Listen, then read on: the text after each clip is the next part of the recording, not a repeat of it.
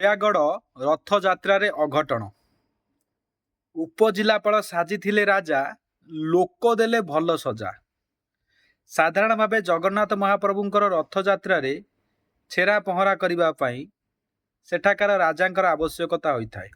ଯଦି ରାଜା ଅନୁପସ୍ଥିତ ଥାନ୍ତି ତେବେ ସ୍ଥାନୀୟ ଜନତାଙ୍କ ସହିତ ଆଲୋଚନା, ପର୍ଯ୍ୟାଲୋଚନା, ବିଚାର ବିମର୍ଶ ତଥା ମନ୍ଦିର ପୂଜାରୀ ଏବଂ ମନ୍ଦିରର ସମସ୍ତ କର୍ମକର୍ତ୍ତା ମାନଙ୍କର ଆଲୋଚନା ବିଲୋଚନା ପରେ କିଛି ନିଷ୍ପତ୍ତି ନିଆଯାଏ। କିନ୍ତୁ ରାଜା ହେବା ପାଇଁ ମନ ବଳାଇଥିବା ନୟାଗଡ଼ର ଉପଜିଲ୍ଲାପାଳ ଯେତେବେଳେ ରଥଯାତ୍ରା ହେଲେ ସେତେବେଳେ ରାଜା ବେଶରେ ଆସି ପହଞ୍ଚିଗଲେ ଛେରା ପହଁରା କରିବା ପାଇଁ। ଏ କଥା ଦେଖି ସ୍ଥାନୀୟ ଜନତା କ୍ରୋଧକୁ ସମ୍ଭାଳି ପାରିନଥିଲେ ଏବଂ ତାଙ୍କୁ ବିରୋଧ କରିଥିଲେ। ବିରୋଧ କରିବାର ମୁଖ୍ୟ କାରଣ ହେଉଛି ଜଗନ୍ନାଥ ସଂସ୍କୃତି, ପରମ୍ପରା, ଐତିହ୍ୟର କଥା ହେଉଛି ଜଣେ ରାଜା ହିଁ କେବଳ ଛେରା ପହଁରା କରିପାରିବେ। କିଭଳି ଭାବରେ ପ୍ରଶାସନ, ପୋଲିସ ବିଭାଗ ତାଙ୍କ ମନମୁଖୀ ନିଷ୍ପତ୍ତି ନେଇ ଏଭଳି ଏକ ମହାନ କାର୍ଯ୍ୟରେ, ପାରମ୍ପରିକ କାର୍ଯ୍ୟରେ ଅଘଟଣ ସୃଷ୍ଟି କରିବା ପାଇଁ ଚେଷ୍ଟା କରିଥିଲା। ତେବେ ସବୁଠାରୁ ବଡ଼ ଧନ୍ୟବାଦ ହେଉଛି ନୟାଗଡ଼ବାସୀଙ୍କୁ, ଯେଉଁମାନେ କି ଜଗନ୍ନାଥ ସଂସ୍କୃତି ଏବଂ ଐତିହ୍ୟକୁ ବଞ୍ଚାଇଲେ। ଯୁଗ ଯୁଗ ପାଇଁ ଏ କଥା ନିଶ୍ଚିତ ଭାବରେ ଇତିହାସର ସ୍ୱର୍ଣ୍ଣ ଅକ୍ଷରରେ ଲିପିବଦ୍ଧ ହୋଇ ରହିବ। କାହିଁକି ନା ଯଦି ଆଜି ଉପଜିଲ୍ଲାପାଳ ସେଠାରେ ଛେରା ପହଁରା କରିଦେଇଥାନ୍ତେ, ହୁଏତ ପୁରୀରେ ମଧ୍ୟ ସେଭଳି ଆଗକୁ ଦେଖିବାକୁ ମିଳିଥାନ୍ତା। ତେଣୁ ଆପଣମାନେ ନିଜ ସଂସ୍କୃତି, ପରମ୍ପରା, ଐତିହ୍ୟକୁ ବଞ୍ଚାଇବା ପାଇଁ ନୟାଗଡ଼ର ଯେଉଁ ଯୁବକମାନେ ଅଭିନବ ପ୍ରୟାସ କରିଛନ୍ତି, ସେମାନଙ୍କର ସଂସ୍କୃତିକୁ ବଞ୍ଚାଇବା ପାଇଁ, ରାଜାଙ୍କର ଛେରା ପହଁରା ବଞ୍ଚାଇବା ପାଇଁ ଏହା ନିଶ୍ଚିତ ଭାବରେ ସାରା ଓଡ଼ିଶାରେ ଏକ ପ୍ରଶଂସାର ପାତ୍ର ପାଲଟିଛନ୍ତି। ଏଠି ଆମେ କହିବା ପାଇଁ ଚାହୁଁଛୁ, ଉପଜିଲ୍ଲାପାଳ ମହୋଦୟ ଜଣେ ପ୍ରଶାସନିକ ଅଧିକାରୀ।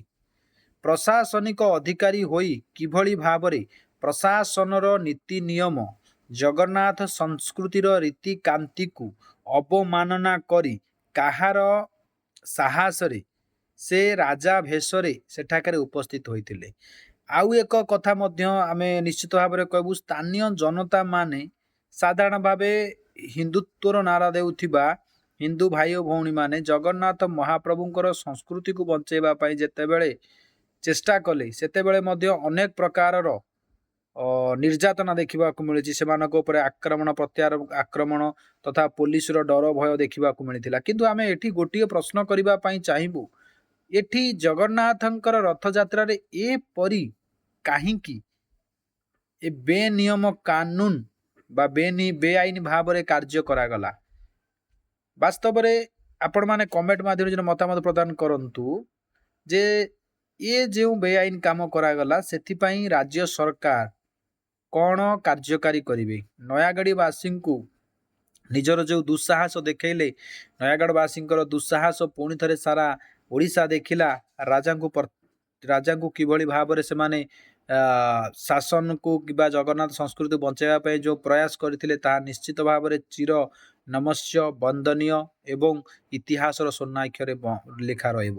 ଏବେ କମେଣ୍ଟ ମାଧ୍ୟମରେ ଆପଣ ମତାମତ ପ୍ରଦାନ କରନ୍ତୁ ଯେ ରାଜାଙ୍କର ବେଶଧାରୀ ଉପଜିଲ୍ଲାପାଳଙ୍କୁ ସରକାରଙ୍କ ତରଫରୁ କେଉଁ ଦଣ୍ଡ ମିଳିବ? ବନ୍ଦେ ଉତ୍କଳ ଜନନୀ, ଜୟ ସୀତାରାମ।